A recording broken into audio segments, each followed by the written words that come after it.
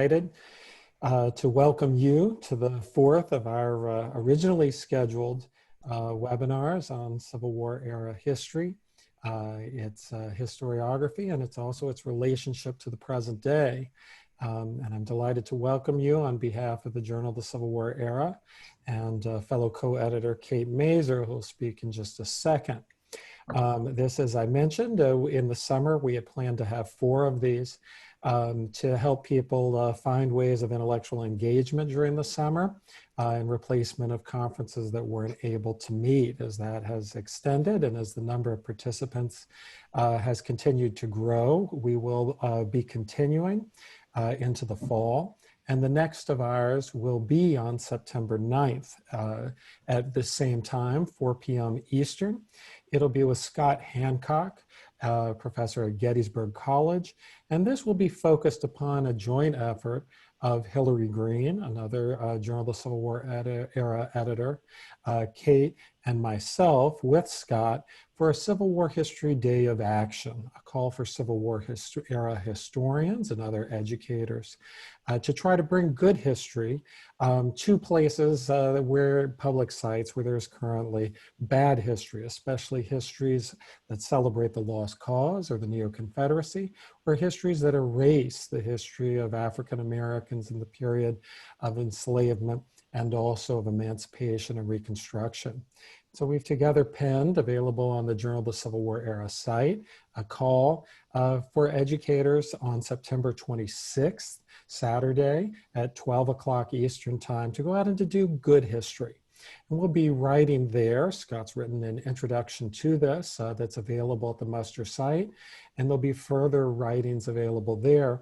But he'll also be speaking on Wednesday, September 9th at 4 p.m. in the next of our webinars about the methods that he has used in and around Gettysburg to convey evidence and information clearly to public audiences and to deal with people who are skeptical or even hostile in the face of those questions. So the link for both the call for action as well as the link for that webinar are available in the chat. And we encourage you to register both for the webinar and for the call for action, and look forward to spreading more information about those in the days and weeks to come. Now I'll turn over to Kate Mazur to introduce the speaker we're delighted to welcome today. All right, well, thanks so much, Greg, and thanks to everybody who is here today for our rescheduled talk with Dr. Tera Hunter. I'll quickly say something about the format of today's event. We're going to, Greg and I will talk with Dr. Hunter for the first 40 minutes or so of the event, and then we'll turn to your questions. You should, some people submitted questions in advance, but you should also see at the bottom of your Zoom screen a Q&A button, and you can use that, you can click on that and submit your questions at any point during today's talk, and we'll see the questions, and then what Greg and I will do is collate the questions. We'll probably try to group them together. We'll take as many as we can, and we'll draw on those questions in the last 20 minutes or so of the event, and we'll try to wrap it up in about an hour. So let me introduce today's speaker. Dr. Tera Hunter is the Edwards Professor of American History and Professor of African American Studies at Princeton. She's a specialist in the 19th and 20th century histories, and she specializes in gender, race, labor, and the history of the United States South. A little bit about her publications, which are multiple award-winning. Her most recent book is Bound in Wedlock, Slave and Free Black Marriage in the 19th Century, published in 2017. A book about African Americans and marriage in the 19th century, the winner of multiple awards, including the Mary Nickliss Prize from the Organization of American Historians, the Joan Kelly Memorial Prize from the AHA, the Littleton-Griswold Prize from the AHA, and a variety of other prizes that the list goes on and on. Let me also mention her first book, To Joy My Freedom, Southern Black Women's Lives and Labors After the Civil War, another multiple prize-winning book, and a wonderful book about African-American women in the post-emancipation South. So Dr. Hunter has agreed to come here today and talk with us specifically about the history of emancipation, the end of slavery during the Civil War, a topic that is always on people's agenda for teaching and discussion, but was particularly widely discussed earlier this summer on the anniversary of Juneteenth. And that's what kind of got us started thinking about inviting her to speak with us about that history, which is complicated, exciting, and always kind of in need of clarification. So let me just turn it over to you, Tera Hunter, and just to talk a little bit about the process of wartime emancipation. What happened and what are some of the most important things that people need to know? So thank you to Greg and to Kate for inviting me to be a part of this, and thanks to all of the people out there in Zoom world who are listening and watching. So I thought I would start with just sort of giving kind of an overview of the process by which slavery was destroyed during the Civil War. So it's important to keep in mind that this process of emancipation is part of a much longer movement of resistance by African Americans and their allies going back for centuries. But this movement really picked up speed in the early part of the decades of the 19th century, and then accelerated a great deal during the Civil War between 1861 and 1865. And so there are three things that I want to sort of emphasize about what we need to understand about this process, how emancipation was achieved. So the first thing to understand is that emancipation was not the achievement of one person alone. The second thing is that emancipation was not the result of one event or one policy. And the third thing is that emancipation was the result of a process, a kind of drawn out process, a contentious process that took place over the course of the war. So lots of people play pivotal roles in bringing about emancipation, of course. The president, Abraham Lincoln, commander-in-chief, Congress, the military, civilians in the North, who helped to shape public opinion, but also African Americans, both enslaved and free. And I want to particularly highlight the roles that African Americans play. This is the group that typically gets left out of more traditional accounts, things that typically, the kind of history that you're typically taught below the college level. African Americans made it clear from the very start of the war that they saw the war very differently from Lincoln, from the other leaders on the Union side for the most part, because they saw it as an opportunity to end slavery. And they made themselves a thorn in the sides of both the United States and the Confederacy by running away from slavery whenever they could. And we started to see this at the very start of the war in April, but it's the actions of 4 enslaved men who live in the Hampton Roads, Virginia area, who set off a chain of events by fleeing to Fortress Monroe in May of 1861. And they ran away basically because their slave owner was planning to take them with him when he was going to fight in the war, going to the battlefields in North Carolina. So General Benjamin Butler decided to treat these 4 men as contraband of war, which allowed them to stay at the army camp rather than sending them back, which was what the policy was previously. But Butler realized that these were people who were being used basically to help the other side, and he didn't see a reason why that should be allowed to happen. So Butler's decision was then copied by other officials in other parts of the areas where the Union Army was making progress, and was eventually formalized by Congress as a policy. So wherever the Union Army appeared, in Confederate territory, enslaved people fled, and they were housed in what were called contraband camps. These were kind of makeshift campsites that were situated next to Union Army camps. They provided a very important source of labor in those camps. They provided intel information that really proved crucial to the war. Also, over the course of the war, African Americans, even those who did not run away, basically started to make mischief. Many of them made mischief by being unruly, cutting down on the quantity of their work, sometimes not working at all. So in essence, African Americans initiated the process of their own emancipation. They forced themselves onto the national agenda by refusing to stand by on the sidelines, and they helped to shift Northern opinion. The thinking of Congress and pushed Lincoln basically to eventually see the military necessity of having the kind of vision that African Americans had for seeing the war as a war for liberation. So by the time the war ended, there were 500,000 former enslaved people who had interceded, ran away, who were military workers, who were spies, scouts, worked on plantations that were turned into free labor experiments.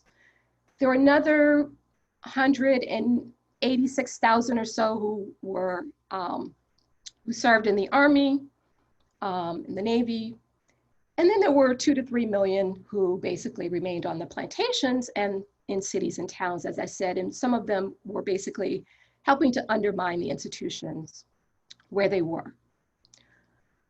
So President Lincoln had to be persuaded over the course of the war to embrace emancipation. He had promised at the outset not to interfere with slavery. But he was forced to see that implementing emancipation was crucial to winning the war. So by the summer of 1862, Lincoln basically came to see emancipation in these terms. The Union Army was not doing as well as expected. They weren't winning as soundly or quickly. He understood how African Americans were playing a vital role as military workers. There were manpower needs. There were not enough white soldiers being recruited into the Army. And Northern opinion was also shifting. And so he came to embrace emancipation, as well as he wanted to stop the possibilities that Europeans would side with the Confederacy and recognize them as a legitimate breakaway nation. So Lincoln, in effect, did not take the lead on the issue, but I would say he played the most important singular role as the president, as the commander-in-chief. He was ultimately willing to change his position as the demands of the war dictated, which he did quite dramatically when he issued the Emancipation Proclamation in January of 1863, and I'll come back to that. So the second point, it wasn't just one person that can take credit for emancipation. No one event or one policy can also be attributed to bringing slavery down. So most people think of the Emancipation Proclamation as ending slavery by itself, but it didn't really do that. The federal government, as well as Army officials, initiated several policies before the Emancipation Proclamation, which helped to kind of chip away at slavery as an institution. Butler's contraband policy was one step. Congress followed up with other policies prohibiting the return of fugitives, outlawing slavery in DC and the territories. They passed legislation to free the families of Black men who worked as military workers and eventually as soldiers. So when the Emancipation Proclamation was issued in January, it announced a major change in the objective of the war. So initially it was a war to bring the Union back together again. Now, in addition, it would be a war to bring down slavery. But the proclamation wasn't the universal kind of emancipation plan that most people assume. It applied primarily to enslaved people in the Confederate states and not those living in the border states where slavery still existed, but where those states had remained in the Union. And it exempted some areas that were controlled by the Union Army in areas of Louisiana, areas of Virginia, Tennessee. Historians estimate that it did free about 20,000 people who had already come under Union control. These were people who were captured, who ran away, those working for the military, or working on plantations that were leased to Northern entrepreneurs. So there was a kind of an inherent limitation of the Emancipation Proclamation. President Lincoln could not force the Confederates to free enslaved people. They had broken away from the United States. They were not abiding by federal authority. But the EP was important for other reasons, and I'll mention a few of them. It provided an open invitation for enslaved people to run away and to receive protection from the United States military. And most revolutionary of all, it basically authorized the enlistment of Black men as soldiers. And this was the thing that slave owners everywhere feared most, having armed soldiers, basically. Enslaved men be armed as soldiers. And so that was the most revolutionary part of the Emancipation Proclamation. And then the third point I wanted to make is that we have to think about this emancipation as a process. As I said, it's a protracted process. It began at the outset of the war. It wasn't a straight line from, from slavery to freedom. There were fits and starts. There were retaliations by Confederates. Not even all people on the Union side necessarily supported emancipation.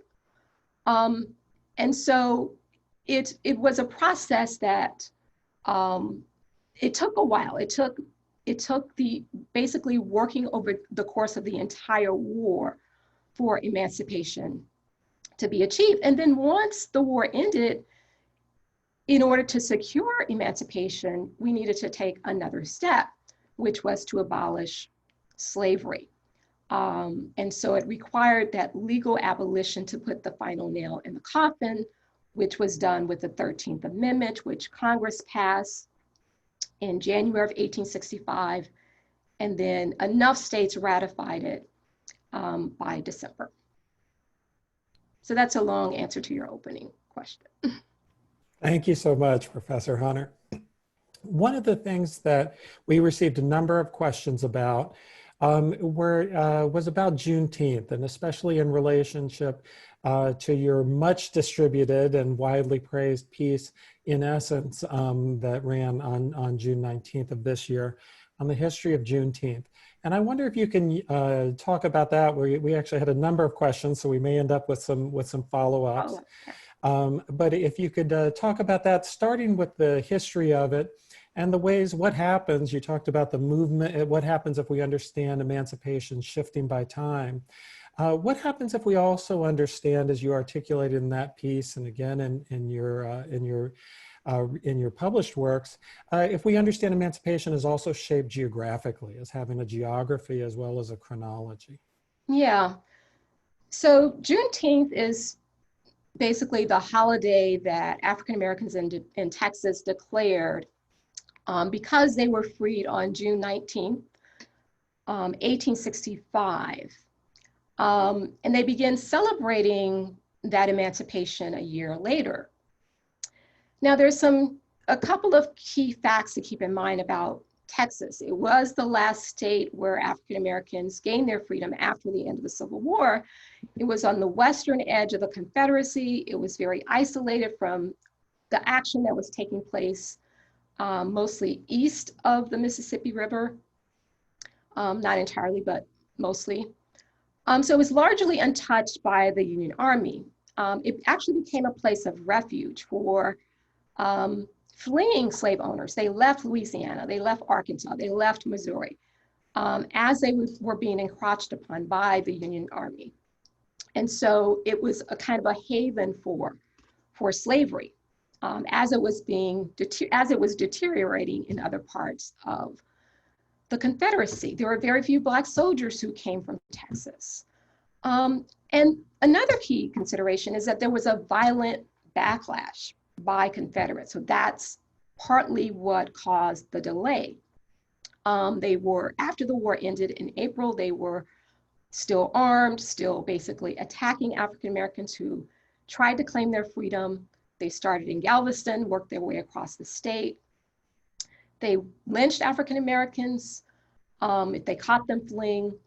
And so the process was fiercely contested in Texas. And it's kind of ironic because Texas didn't see a lot of action during the war. And so the action really heated up, oddly enough, when the war came to an end in April. But Texas slave owners were holding out. They thought that they could help sustain slavery for a longer period of time. They were hoping they would get compensated, if nothing else. And so most enslaved people were not freed until the Army came in June and basically had to fight once again to put down those Confederates who were living in the state of Texas.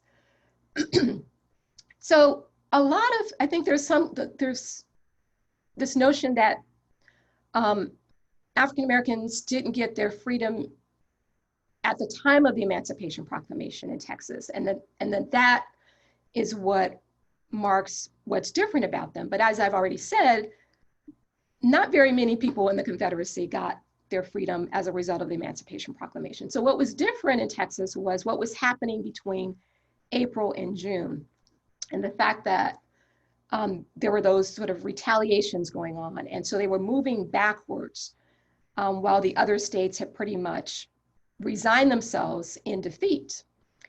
And so African Americans started to mark this occasion, this victory, because it really did take another year for them to realize their freedom in 1866, a year from when they General Granger came into Galveston and announced that they were now free.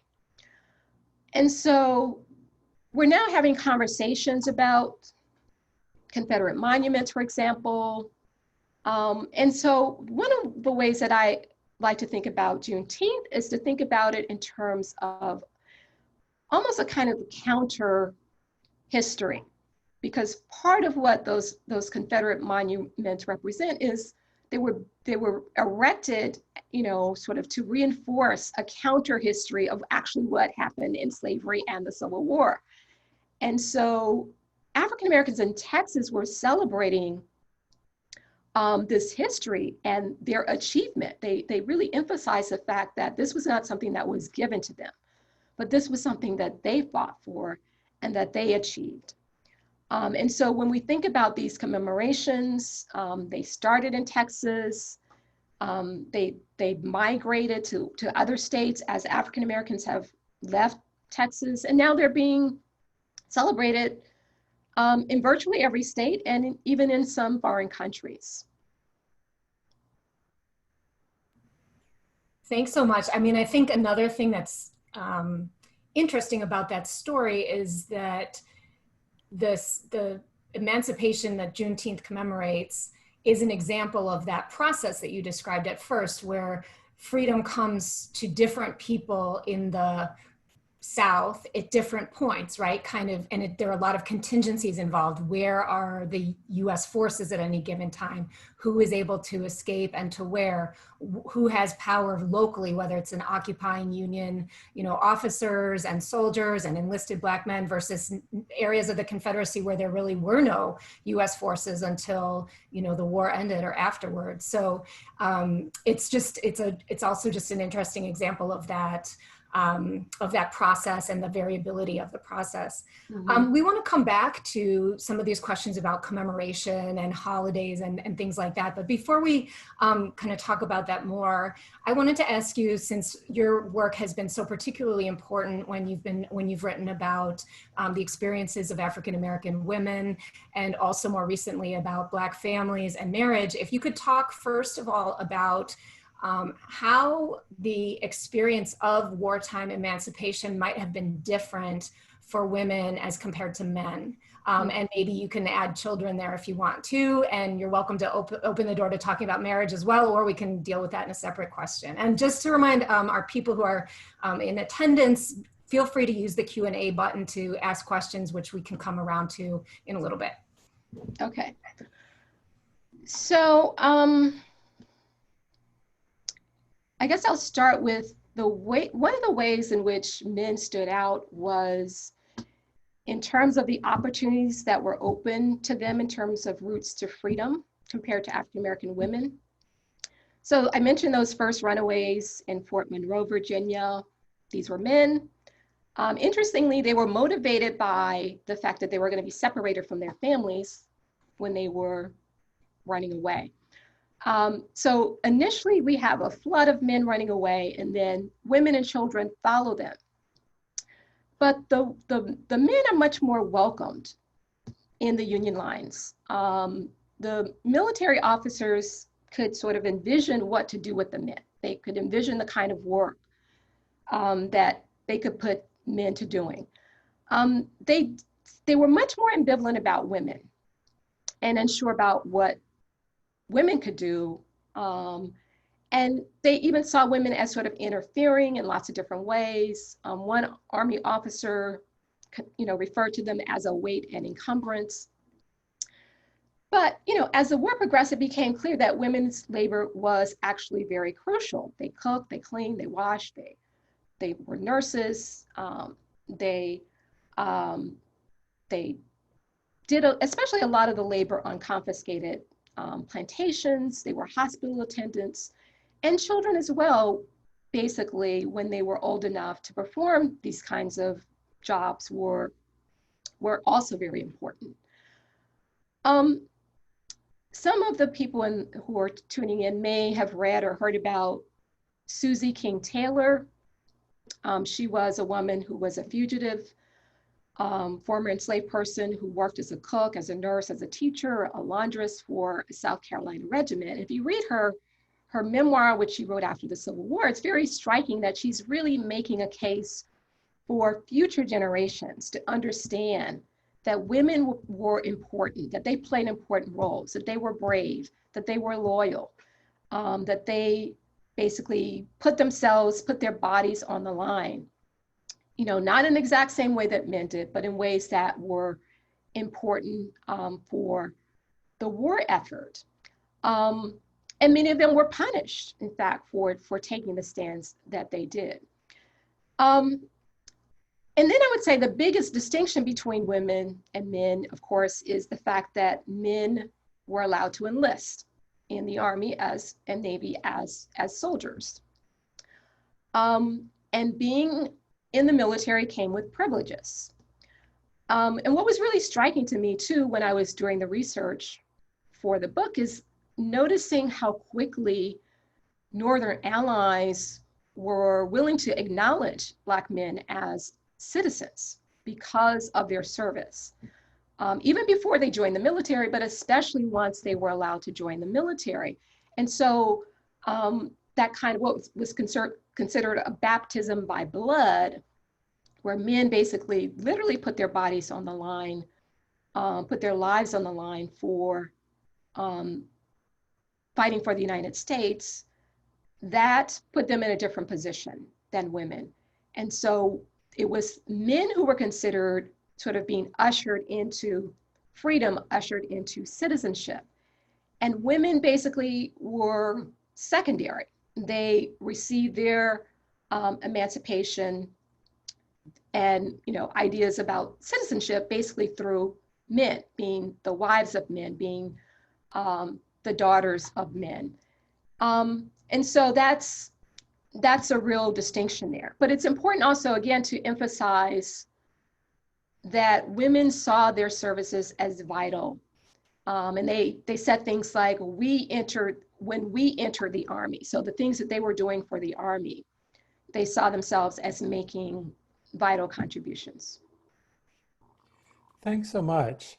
And that makes I wonder if we can bridge from that to the question that in Bound in Wedlock is one among the several central questions of that book, which is about the gendered experience of emancipation. So you make a strong case for the sense of the gendered roots of emancipation. What about as we understand experience, and what is it about centering marriage that helped you to capture that gendered experience of emancipation in Bound in Wedlock? Mm-hmm.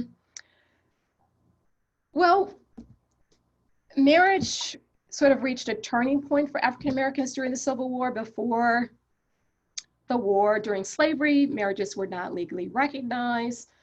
But it's because of the federal government's interventions, outsiders coming in, Northern missionaries especially, that African Americans were sort of ushered into legal marriage, even though, what legal marriage meant in the context of the war was somewhat still murky. But Northerners really started to embrace the idea. And it grew from even antebellum ideas within the abolitionist movement. One of their strongest critiques of slavery was the ways in which it basically destroyed, family integrity. And so they were very eager to put marriage on legal footing for African Americans in the context of the war.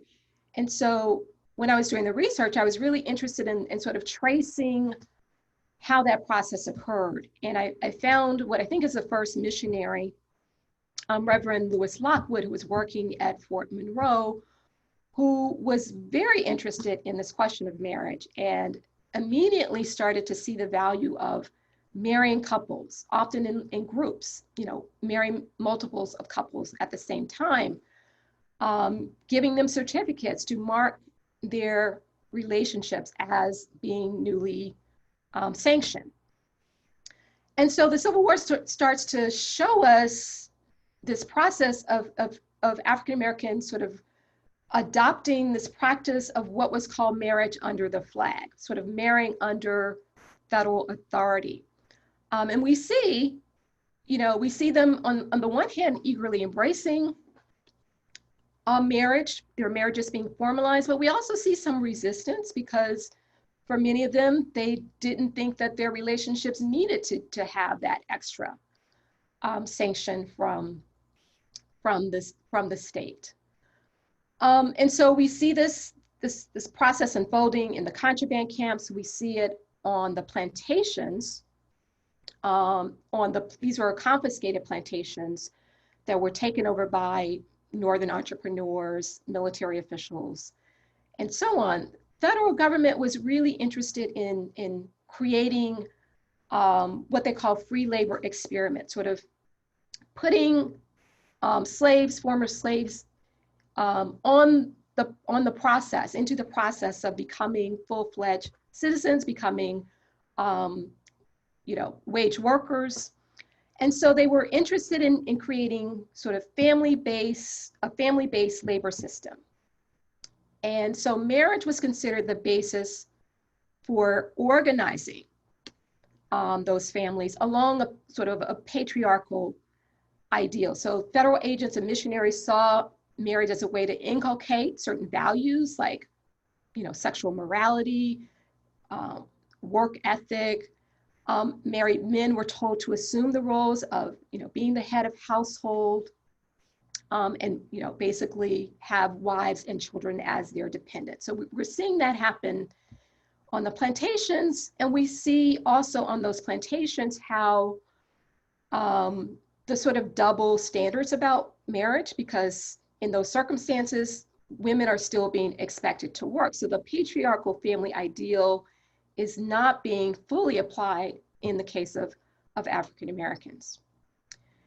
And then another arena where we see marriage start to take hold is in the case of the military. So the federal government is, very eager to marry men when they join the army, to encourage those who already have families, who already have wives, to basically formalize those relationships, to remarry, again, under the flag.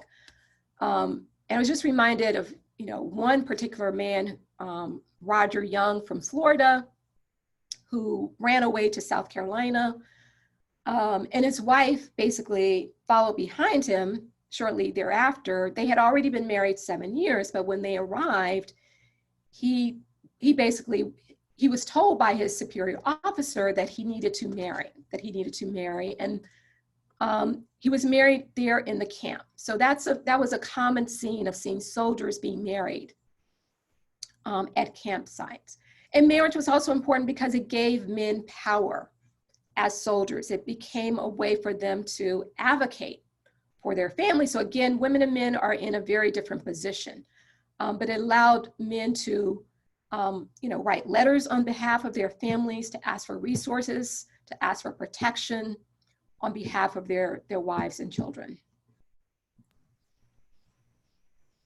Thanks so much. That captures so incredibly well the various ways that marriage was so central to the process of emancipation, and also the different kinds of investments in it. So that for these kind of state actors, whether it was, you know, white ministers or Freedmen's Bureau agents or army officers, they were looking for one set of issues to be resolved through marriage among African Americans, while African Americans themselves, who had been deprived of the right to marry for the most part during slavery, were looking at the institution in kind of different ways or for their own purposes.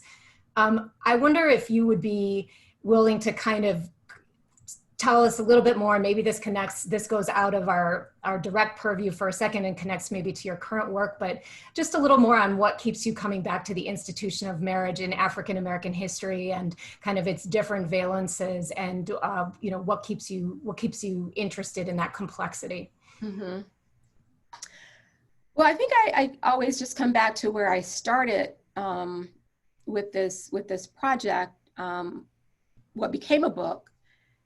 But initially, I had not planned to write a book about it. I had put aside some research that I had done in the Freedmen's Bureau records when I was revising to Join My Freedom, and had accumulated more records related to family and to marriage, and was really, really struck by what I was seeing in those records, which I felt the literature at that time had not captured. The kind of complexity, the richness, the ambivalence, the contradictions, the ways in which African Americans were negotiating what family meant to them. And so that's kind of where I started to think about. At first, I thought I would just do an article just on Reconstruction, and then really thought that to fully understand what was happening in those records after slavery ended, I really needed to go back and really trace the family, you know, going back to the antebellum era and going forward to beyond Reconstruction, going, you know, towards going into the end of the 19th century towards the 20th century. And so that's what really, you know, has always drawn my attention, is African Americans themselves. Like, how did they understand marriage? What did intimacy mean to them? You know, there's a tendency, for example, to look at men's roles in very instrumental ways as providers, protectors. But what I saw in those records was like emotion, affection. You know, men saying to, you know, writing letters, having letters dictated to their sisters, you know, who they had been separated from for a long time, you know, catching them up on the news, but also saying, can you send me a lock of my niece's hair? I mean, that kind of like affection we don't see represented. I didn't think we had seen represented in the literature very much. So I think that's what's drawn me to it. And the fact that family was so central to freedom, to the way that African Americans define what freedom meant to them. And so they were constantly reminding, you know, the federal government, Northern missionaries, entrepreneurs, the people that they were coming into contact with in the context of the war, that they weren't just individuals. Even if they appeared singularly on their own, they had a family somewhere else. And they wanted to make sure that those people were being taken care of. You know, soldiers are very clear. They volunteered to fight. They wanted to fight from the very beginning. They volunteered, they offered, they were rejected. When they got the chance to fight, they were clear why they were fighting. Yes, they were fighting for the Union, for the United States, because they saw that as the source of their liberation. But they were fighting also for their families, and to the extent that the government could not protect those families, while they were, you know, on the battlefields, they didn't see any reason that they would want to give up their families if they, you know, they wanted to make sure that they could to do whatever they could to protect their families and have the benefits of being soldiers and treated fairly, like other soldiers would have been treated, and their families would have been protected. So it's such a And it's such a theme of importance just in terms of the ways in which how the family has been used against African Americans. How, it's always seen as a mark of, something that is lacking, something that is wrong, something that goes against what is supposed to be preferable, supposed to be ideal. And that's kind of a moving target that's happened over the course of centuries now. But so that was also of interest to me, as well as thinking about the controversies around marriage and the family that have trailed, African Americans throughout the entire history of African Americans in American society. Thanks so much. That's a terrific answer. We're going to start pulling from, interweaving some of the questions that have been submitted. And just a reminder to people who are watching, if you want, use the Q&A function.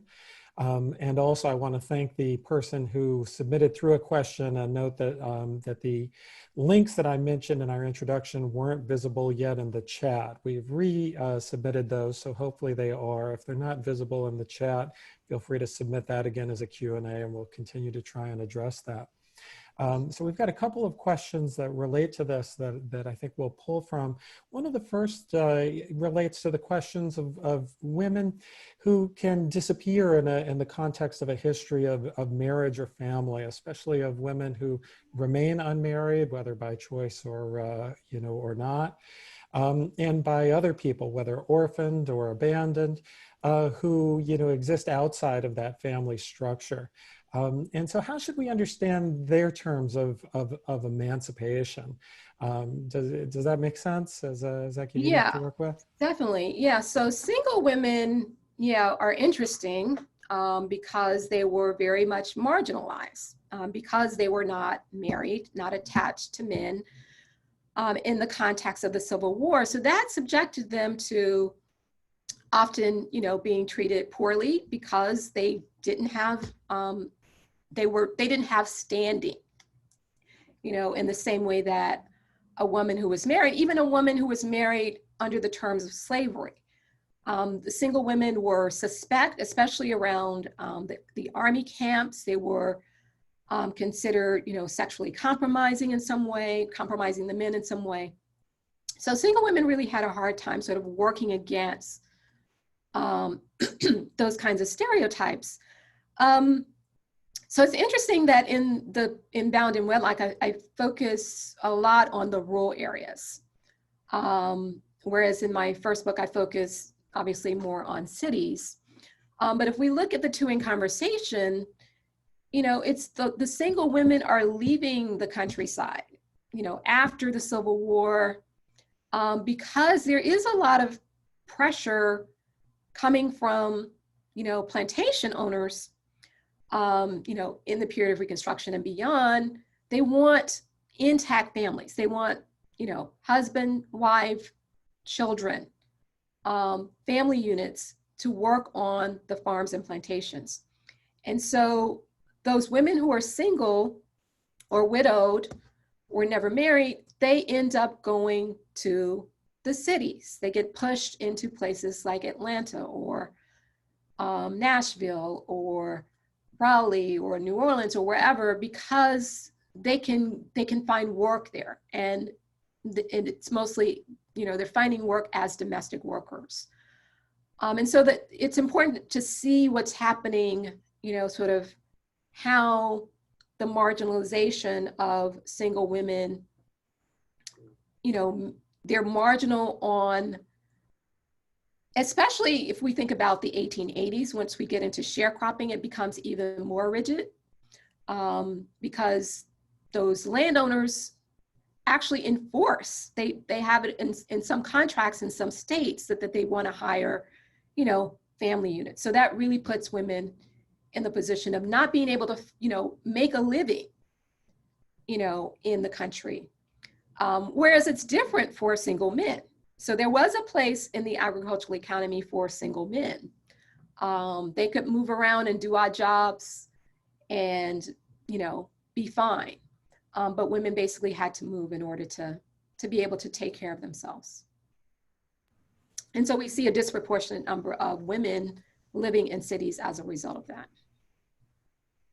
Thank you so much. And thanks for connecting us back to how labor also informs the shape that families took. Labor arrangement informed the shape of families and vice versa.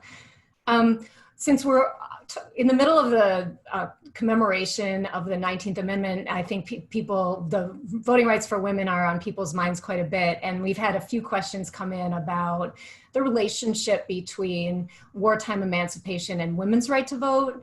Whether you have seen any initiatives during the Civil War for people arguing for African-American women's right to vote. And then the question of sort of what were some of the twists and turns in the discussion of Black women's right to vote that came after the war. If you could just, I mean, that's a big question, but if you could sort of address that in some way, that would be great. Yeah. So there's definitely, you know, there's sort of opportunities as well as tension around, you know, who should get the vote, you know, in the aftermath of the Civil War. You know, there's the women's movement growing out of the abolitionist movement and, you know, advocating for women's rights after the Civil War for voting rights. And it ends up that it's, you know, Black men who end up getting the vote first.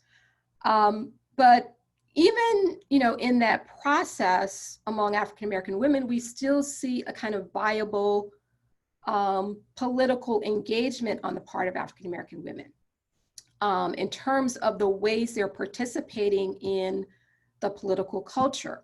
So even though they don't legally have the right to vote, especially in those, you know, those early Reconstruction years, they are defining the vote as theirs. You know, they're as partly theirs, as, you know, the vote is, you know, has to be like what the vote will be, who will be voted on, what positions people will take.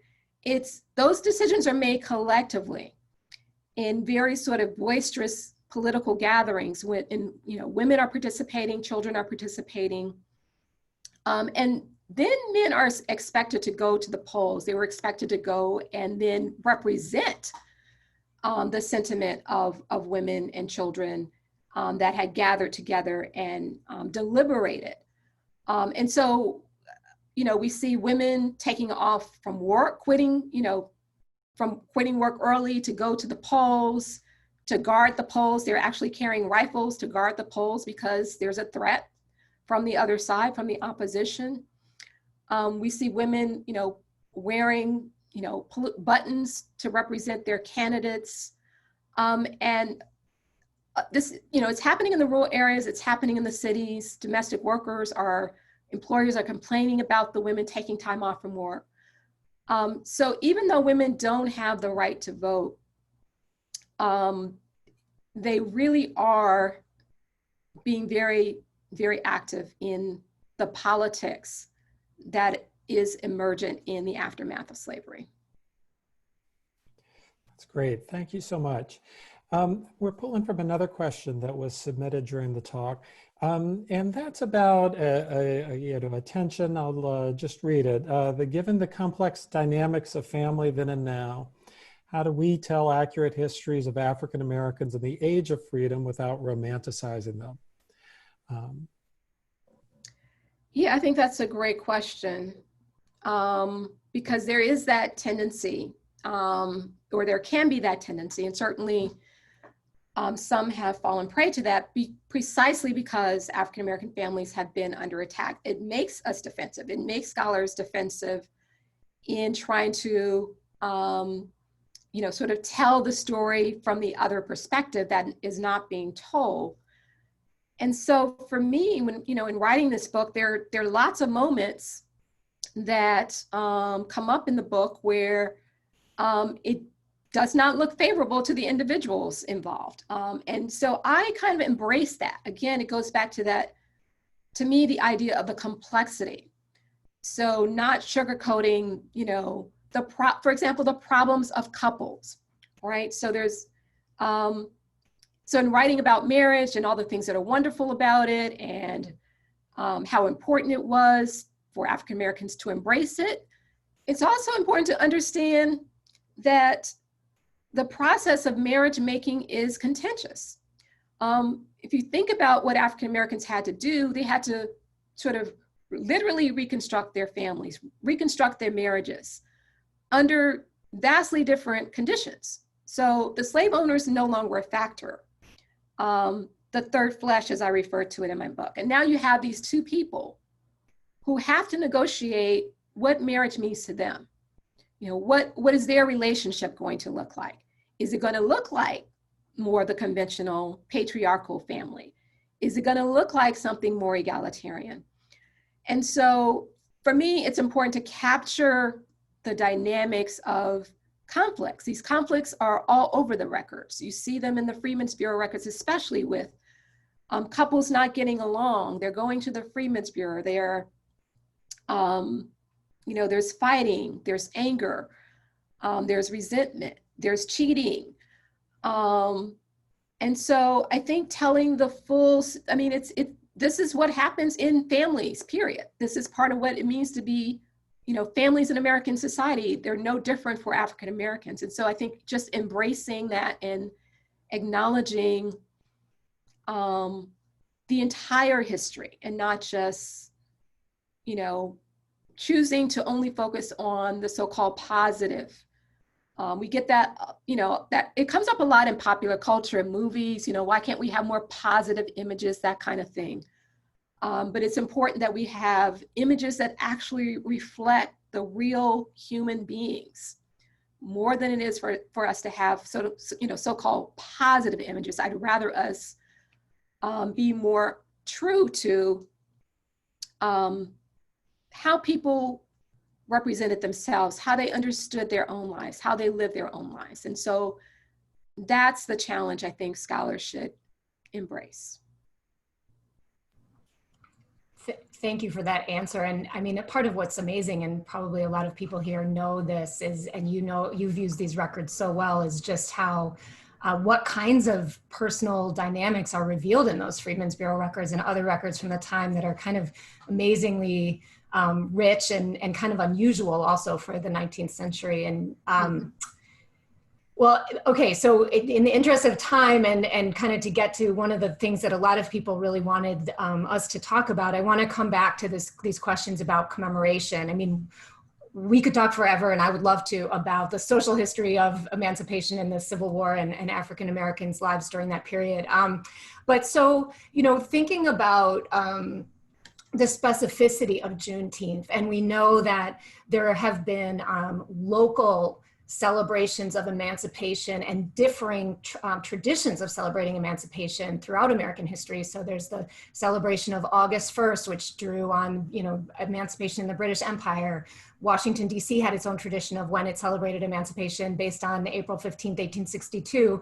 And there are a lot of other traditions kind of throughout the country, depending on where emancipation came to that particular place. So just want to hear your thoughts on the idea that of, first of all, the growing awareness of Juneteenth, the idea that that could potentially become a national holiday, or what would you think about that? What is gained, what is lost? And also the question of sort of the tendency that when these things become increasingly recognized, that they can also be co-opted or commercialized, that some of the meaning, whether subversive or specific to African American history, gets kind of sucked out of it when those things happen. So if you could speak to that set of issues, that'd be great. Yeah, so I think I'm all for making Juneteenth a national holiday. I'm certainly open to that, and I think we should have more conversations about it. I mean, I think it doesn't negate necessarily continuing some of those local traditions of celebrating emancipation. I mean, a lot of them have sort of fallen by the wayside. They don't have the same kind of longevity and vitality that Juneteenth has managed to create over a very long time. So I think like having a moment that we can mark, you know, the end of slavery, Juneteenth seems like the perfect way of doing that. I mean, I think there's some, I've just looking at comments from people in Texas, I sense a kind of ambivalence on their part you know, in terms of like, do they, you know, some of them want to keep it local. They don't want it to be necessarily broadcast. But I think it marks new beginnings. It marks what historians like Eric Foner has called the second founding. It's kind of like a reset button was hit, you know, after the Civil War. And, you know, we were able to sort of go back to those founding principles and universalize them, you know, to make freedom more meaningful, to, you know, all those kind of amendments that happened in the period of Reconstruction, all the protections that were afforded.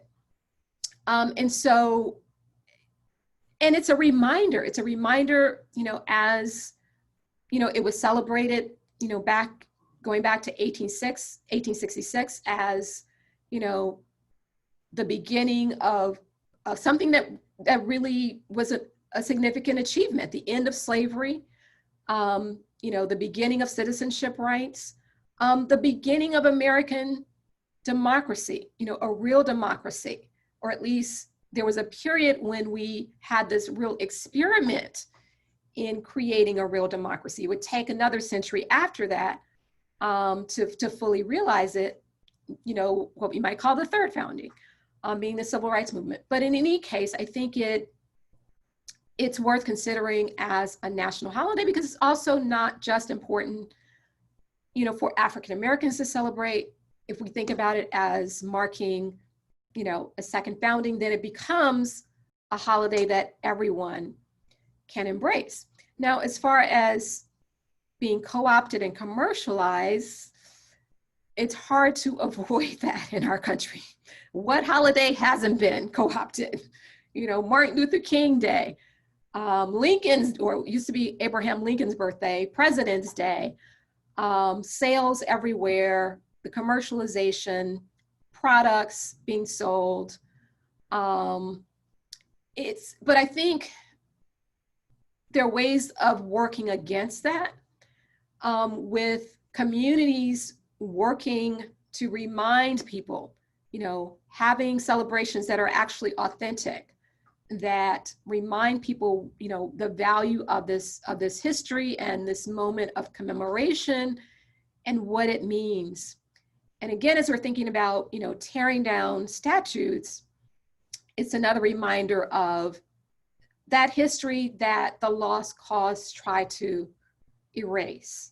And so again, it just brings us back to a reminder of what emancipation meant, what and how important it is in our nation's history. Thanks so much. We'll ask one more question. We do want to apologize for the many excellent questions we received both beforehand and during, and it's a tribute to your work and to your presentation, how many questions we've received from the very detailed to the very broad, but we are conscious of people's time. And so we'll ask one last question with a thanks for that, and then we'll be looking toward wrapping up. And this is a question that was submitted ahead of time, and it's one of my favorite questions. But I didn't submit it. And it says, I'll quote it: "Your books are so moving and powerfully written. Could you share any writing advice for new authors and historians?" Okay. My writing advice is very simple. Write. Write often. I think that's the best advice, or that's the lesson that I've learned over the course of my career. You know, after you make it past that first book, you know, with the first book, you have a dissertation, you turn it into a book. Future books, you're starting from scratch. It's a really hard thing to do in the context of everything else that you have to do as a professor, you know, teaching undergrads, teaching graduate students, being engaged in the historical profession outside of your university, whatever it is you're doing, not to mention anything else in your personal life. So, so one of the things that I've learned over time is, you know, when you're working on something, to keep your head in it. So writing, even if you're just writing a paragraph, a page in a day, but just keeping that rhythm it's, you know, if you have 20 minutes, if you have a half an hour, it's better to do some writing than to not do writing. Because once you get to that point where you maybe blocked off a long, you know, a larger block of time, and you haven't been writing, then you're kind of backtracking. You're trying to figure out, well, where was I the last time I picked up this pen or this, you know, went to my computer keys and started, you know, writing, you know, whatever it is that you're working on. So my advice is to develop a practice in which you're writing consistently, regularly, even if it's just, you know, little bits at a time, because they then accumulate. You end up with more than you think you'll end up with if you do it that way, as opposed to, again, waiting for those elusive moments of, oh, Friday, I'm going to write on Friday, but I haven't done anything Monday through Thursday. Thank you so much. That is great advice for everybody, including myself. We really, really appreciate you being with us today, your willingness to do this, your willingness to reschedule after the tropical storm. This has been tremendous. For those people who are here who haven't read your books, we can only just recommend them again. And just before we sign off, I want to direct everyone once again to the chat. You should be able to see right now a variety of links to other things that we're doing. Our next historian chat is on September 9th with Scott Hancock. And also the journal has a blog page called Muster, and all of the links that you see there for future events are up on our blog Muster, which you can easily get to if you Google Muster, Journal of the Civil War Era. So again, thank you so much. And to those of you who are here, we look forward and hope to see you again in the future. And thank you again, Dr. Tera Hunter. Thank you guys so much. All right. Thank you so much.